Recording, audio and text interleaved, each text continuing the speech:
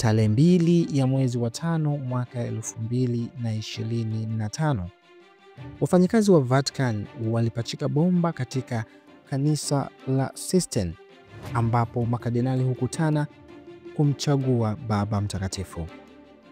Bomba hili hutumika kutoa moshi ambao ni ishara ya nje inayoonyesha matokeo ya kwamba Baba Mtakatifu amepatikana katika uchaguzi huo au hakupatikana.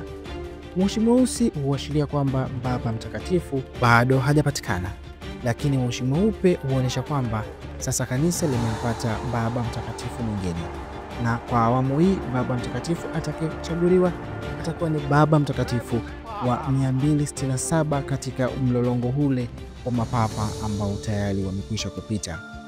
Kikanisa hiki cha Sistine kimefungwa tangu tarehe 28 ya mwezi wa 4 kupatia maandalizi ya uchaguzi wa mapapa tarehe 7 ya mwezi wa 5.